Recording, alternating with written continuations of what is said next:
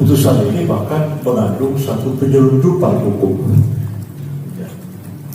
Karena putusannya mengatakan mengabulkan sebagian, kemudian pasal 169 yang dimohon itu bertentangan dengan Undang-Undang Dasar 45 kecuali dimanai ya pernah menjabat atau sedang menjabat dalam jabatan yang dipilih melalui pemilihan termasuk kepala daerah.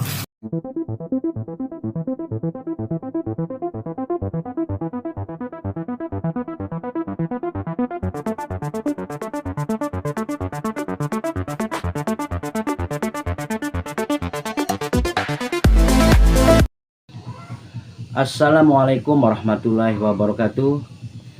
Jumpa lagi di channel Hasan Santoso. Salam sejahtera buat semuanya. Semoga kita semua diberikan kesehatan, rezeki yang melimpah serta berkah. Pada kesempatan kali ini saya akan membahas terkait Mahkamah Konstitusi ya. Karena pada kemarin tanggal 16 April 2024 semuanya sudah menyerahkan kesimpulannya ya, baik dari 01, 02, 03, bahkan KPU dan Bawaslu semuanya sudah menyerahkan. Nah, tapi juga ada para masyarakat ataupun dari warga negara yang memberikan pandangannya, amicus curiae ya namanya, amicus curiae. Itu ada Megawati, ada BEM dari beberapa kampus juga menyampaikan pandangan itu.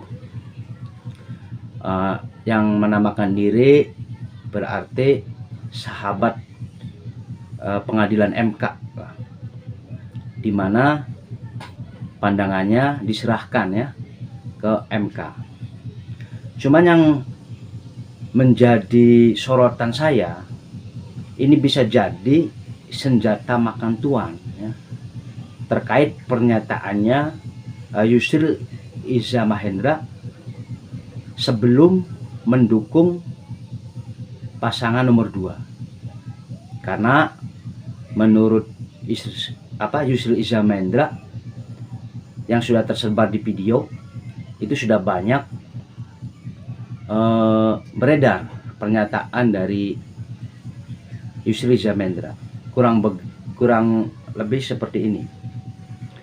Jadi pakar hukum tata negara Yusril Iza Mahendra menyebut ada penyelundupan hukum dan cacat hukum dalam putusan Mahkamah Konstitusi soal kepala daerah yang pernah atau sedang menduduki jabatan meskipun belum 40 tahun bisa mencalonkan diri sebagai presiden atau wakil presiden.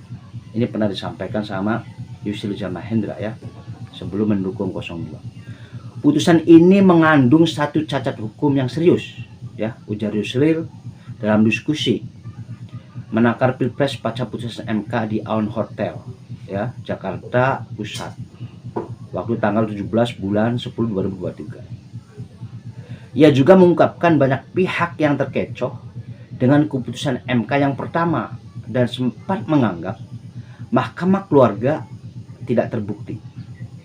Awalnya anggapan Mahkamah Keluarga tidak terbukti, MK masih jadi lembaga yang menjaga konstitusi.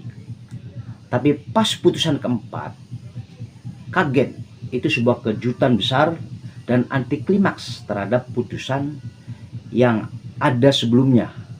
Ini papar Yusril. Nah, adapun untuk lebih lengkapnya nanti bisa kita lihat video pas pada waktu Yusril mengatakan ini. Nah, pernyataan itu bisa menjadi senjata makan tuan ya, karena kita tahu bersama bahwa Yusril Iza Mahendra itu menjadi kuasa hukum 02. Jadi untuk lebih lengkapnya mari kita simak video yang disampaikan oleh Yusril Iza Mahendra. Yuk kita simak bersama-sama. Banyak orang yang terkecoh, termasuk saya, termasuk juga Wan Amsari dan putusan MK yang pertama. Saya mengatakan anggapan MK akan menjadi mahkamah keluarga tidak terbukti. Ya. Dan seterusnya, MK masih tetap menjadi lembaga yang menjaga konstitusi. Tapi sampai pada putusan keempat, tiba-tiba kita semua agak terhenyak. Dan itu sudah merupakan sepertinya sebuah kejutan besar dan sebuah anti klimaks terhadap 3 putusan yang ada sebelumnya. Bagi saya putusan yang terakhir ini problematik. Walaupun kalau ditanya kepada kita para yuris, yang berlaku dari sebuah putusan pengadilan itu yang mana? Kita pasti mengatakan yang berlaku itu adalah diktum putusan.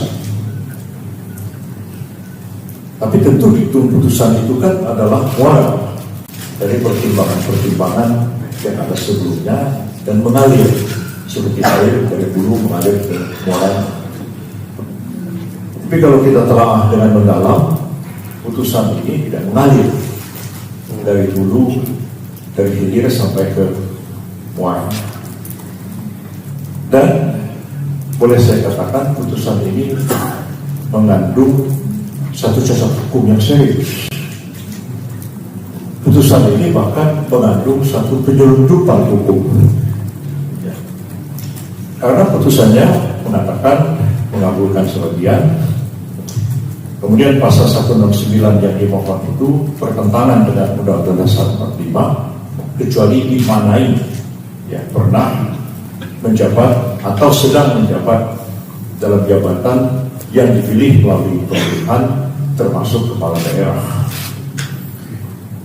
Tadi sudah disinggung sama Pak Amsari bahwa kalau kita lihat putusan ini memang bukan putusan bulat. Ada dissenting opinion, ada concurring opinion. Kalau dissenting itu memang dia tidak setuju dengan putusan. Ya. Jadi waktu saya pertama kali jadi Menteri Kehakiman itu mengintroduksi adanya dissenting opinion itu dalam putusan pengadilan. Termasuk ketika saya ikut menyusun undang-undang Mahkamah Konstitusi itu.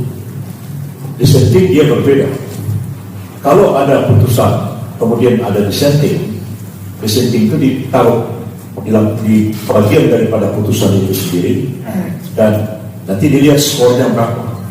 Karena hakim MK itu 9, kalau 4 dissenting, 5 setuju dengan diktum putusan, maka diloloskan walaupun hanya perbedaan pasal. Ya, itulah video yang disampaikan Prof. Yusril Iza Mahendra yang menyampaikan ada penyelundupan dan cacat hukum ya. Nah, itu saja yang dapat saya sampaikan. Mohon maaf apabila ada kesalahan. Cukup sekian, terima kasih. Wassalamualaikum warahmatullahi wabarakatuh.